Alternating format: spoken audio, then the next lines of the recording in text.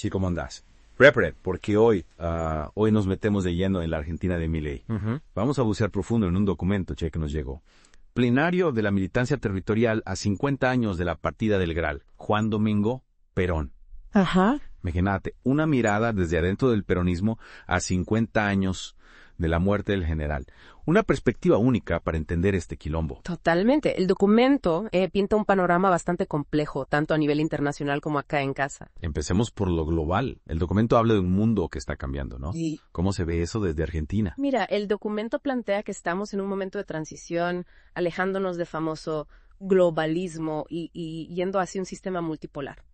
Básicamente, un mundo donde la cosa no la manejan solo las potencias de siempre, sino que aparecen nuevos jugadores, como el bloque de los BRICS, que incluye a Brasil, Rusia, India, China y Sudáfrica. Y esto, para un país con los recursos que tiene Argentina, podría ser una oportunidad enorme. Imagínate, un mundo con hambre de alimentos, energía, minerales. Y nosotros tenemos de sobra. Es verdad.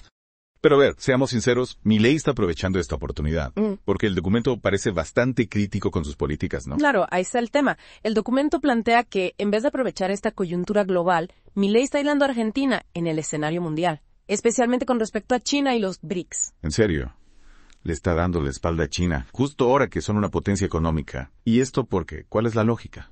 Bueno, el documento lo ve como una especie de error estratégico. Parece que Milei está priorizando las relaciones con Estados Unidos, Inglaterra e Israel por encima de otros actores globales. Y en un mundo donde las alianzas y el comercio son clave, esto podría dejarnos afuera de muchas oportunidades. Mira vos. Y encima, el documento no se anda con chiquitas al hablar de Milei.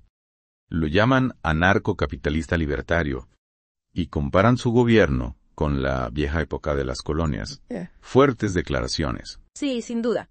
Esas palabras no son casualidad. Reflejan la preocupación del peronismo, que ve en Milei un retroceso en términos de soberanía económica y justicia social. O sea, que lo ven como un tipo que favorece a las élites y a los intereses extranjeros por encima del pueblo argentino. Exactamente.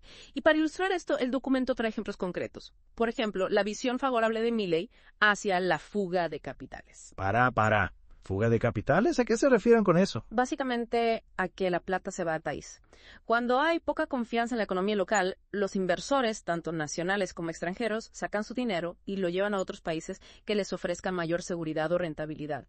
Y esto históricamente ha sido un problema recurrente en Argentina, que ha sufrido varias crisis económicas provocadas en parte por la fuga de capitales. Ah, ya entiendo. Y el documento critica a Milei por tener una visión favorable a esto. ¿En qué sentido? Bueno, Milei tiene una postura muy crítica hacia el Estado, al que llama una organización criminal. Sus políticas apuntan a achicar el Estado, desregular la economía y abrirla al mercado internacional. Y el documento plantea que este tipo de medidas, en el contexto actual, podrían facilitar la fuga de capitales, ya que generan incertidumbre y desconfianza en la economía local. Claro, tiene sentido. Si la gente ve que el gobierno está achicando el Estado, desregulando todo y abriendo la economía sin control, puede pensar, acá se viene una crisis, mejor me llevo la plata a otro lado. Exacto. Y eso es lo que preocupa al peronismo, que las políticas de Milei, en vez de aprovechar las oportunidades que ofrece el nuevo contexto global, nos lleven a una nueva crisis económica, con fuga de capitales, desempleo, pobreza. Qué panorama. Y me dijiste que el documento también habla de figuras que vuelven al poder. ¿Quiénes son? ¿Por qué preocupan tanto? Sí, el documento menciona el regreso de figuras asociadas a crisis económicas pasadas y a la época de la dictadura a posiciones de poder. Figuras como Domingo Cavallo, un personaje que ha estado presente en varios gobiernos con resultados nefastos para la economía argentina. Su presencia en el gobierno de Milei genera mucha desconfianza y temor. Claro, si ya estuvieron antes y las cosas salieron mal. ¿Para qué repetir la fórmula? Exactamente. El documento ve esto como una señal de que Milei está volviendo a un modelo económico que ya fracasó en el pasado y que podría tener consecuencias muy negativas para el país. Bueno, hasta acá ya vemos que el panorama es complejo. Un mundo en plena transformación, un Milei que parece ir en contra de la corriente, un documento del peronismo que lo critica duramente. ¿Y ahora qué? ¿Hacia dónde vamos? Esa es la gran pregunta. En la próxima parte vamos a analizar cómo el documento propone enfrentar esta situación, qué alternativas plantea el peronismo para construir una Argentina más justa, soberana e inclusiva. Me dejaste con intriga. No veo la hora de seguir con esta inmersión. Bueno, retomando lo que charlábamos, el documento no se queda solo en la crítica, sino que también propone una hoja de ruta para el peronismo en esa nueva etapa. La pregunta central es, cómo hacerle frente a este intento de volver al poder de la vieja oligarquía. Claro, porque criticar es fácil, ¿no? Lo interesante es ver qué alternativas concretas se plantean y qué dice el documento al respecto. Mira, en primer lugar se destaca la necesidad de unidad dentro del peronismo. Hablan de superar las divisiones internas, de construir una línea estratégica común que permita articular la ideología, la política y la organización. O sea, dejar de lado las peleas internas y unirse para enfrentar a Milei tiene sentido porque si el peronismo se presenta dividido, difícilmente puede hacerle frente a un Milei, que al menos por ahora parece tener bastante claro su objetivo. Exactamente. Y esa unidad debe extenderse a todo el campo nacional y popular. Se habla de la necesidad de construir alianzas con otros sectores sociales, con los movimientos de trabajadores, con las organizaciones que defienden los derechos humanos, con las mujeres, con las diversidades. Es decir, tejer una red amplia que pueda contrarrestar el poder de la derecha y sus aliados. Y en términos concretos, ¿qué acciones se proponen? Bueno, el documento menciona la importancia de la movilización social, se habla de la necesidad de mantener la presión en las calles, de visibilizar el descontento popular, de exigir respuestas al gobierno. Ahí me cierra todo. Recién hablábamos de las marchas, las movilizaciones, pareciera que la sociedad argentina no se va a quedar de brazos cruzados. Así es, y el documento también habla de la importancia de la construcción de poder popular. Se trata de fortalecer las organizaciones sociales, los sindicatos, las cooperativas, espacios desde donde la gente pueda organizarse, defender sus derechos y construir alternativas. O sea, no solo resistir, sino también proponer.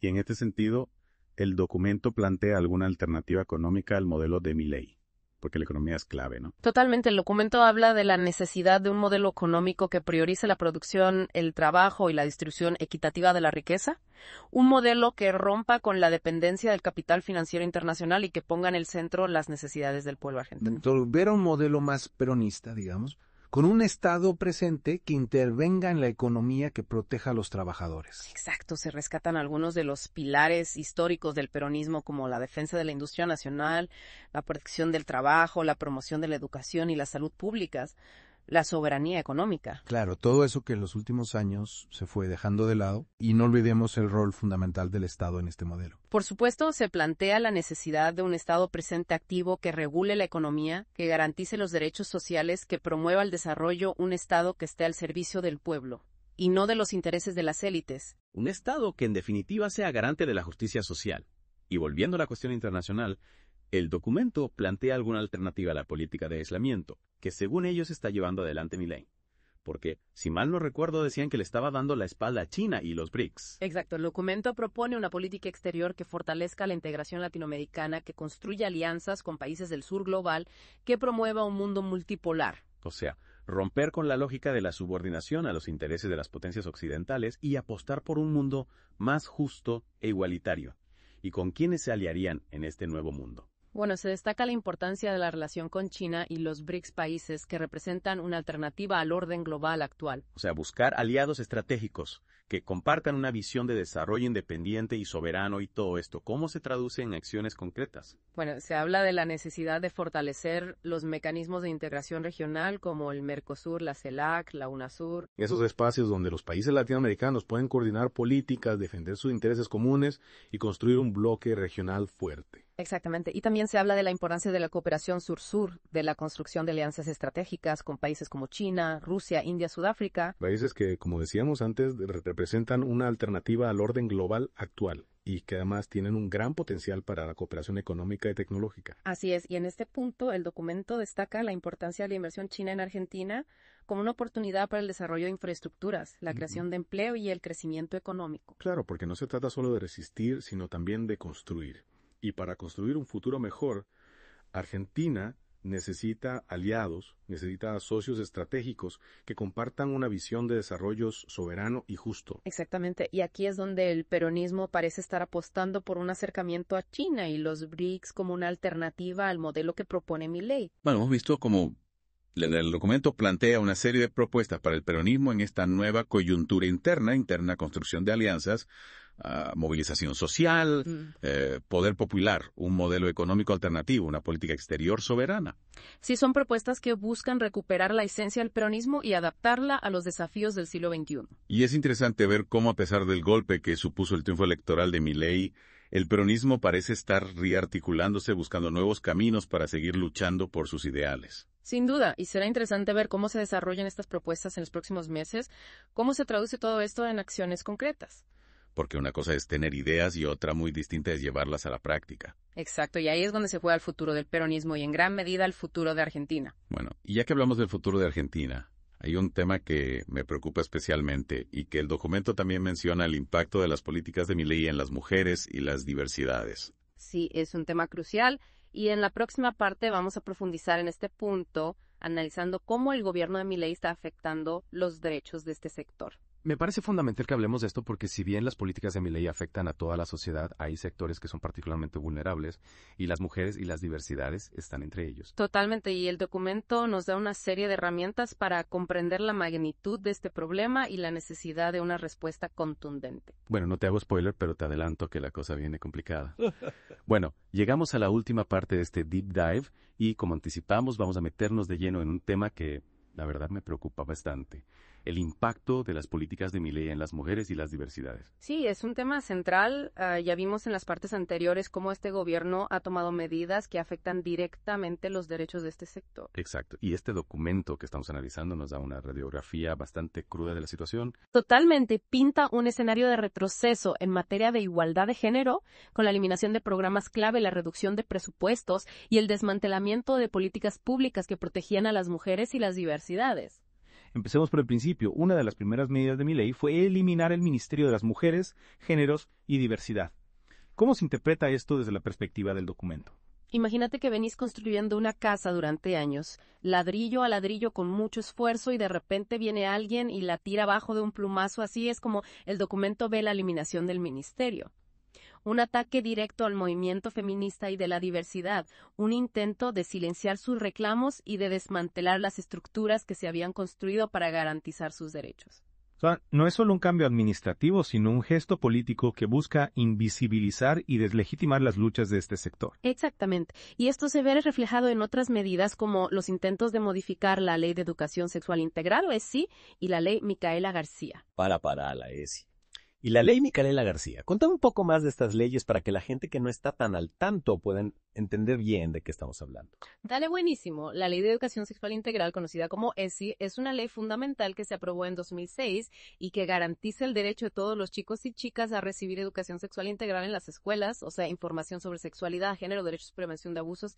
Es una herramienta clave para que los pibes y las pibas puedan desarrollar su sexualidad de manera responsable, libre e informada. Claro, para que puedan tomar decisiones conscientes y cuidarse a sí mismos y a los demás. Exactamente. Y la Ley Micaela García, que se aprobó en 2018, establece la capacitación obligatoria en género y violencia de género para todas las personas que trabajan en la función pública. Lleva el nombre de Micaela García, una joven que fue víctima de femicidio en 2017 y busca prevenir y erradicar la violencia de género en todos los ámbitos del Estado. Dos leyes importantísimas que protegen derechos fundamentales. Y vos decías que Milei intenta modificarlas.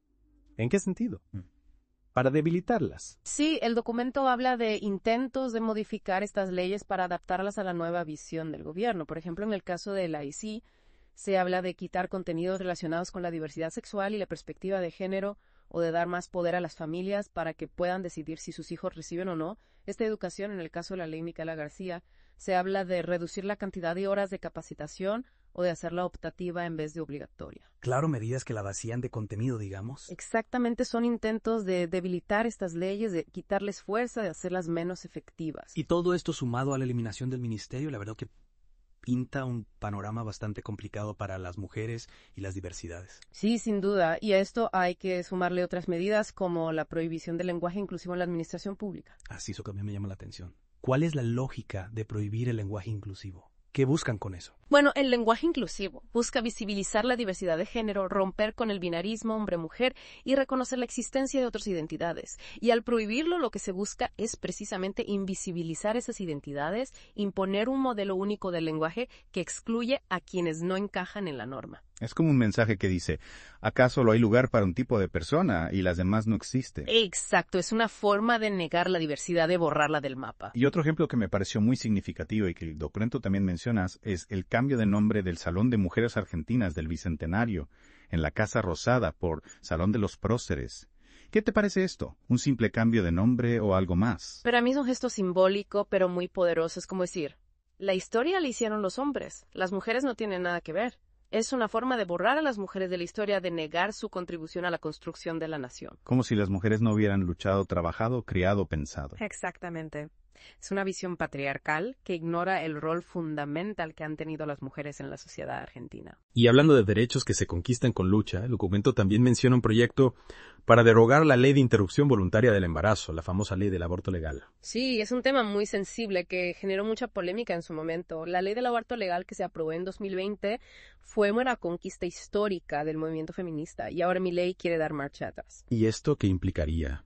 Volver a la clandestinidad, poner en riesgo la salud y la vida de las mujeres. Exactamente. Derogar la ley del aborto legal significaría volver a una situación donde las mujeres no tienen derecho a decidir sobre su propio cuerpo, donde el aborto es un delito y donde muchas mujeres se ven obligadas a recurrir a prácticas inseguras que ponen en riesgo su salud e incluso su vida. Un retroceso enorme, sin duda. Totalmente. Y a esto hay que sumarle la reducción de fondos para programas de apoyo a mujeres que sufren violencia de género.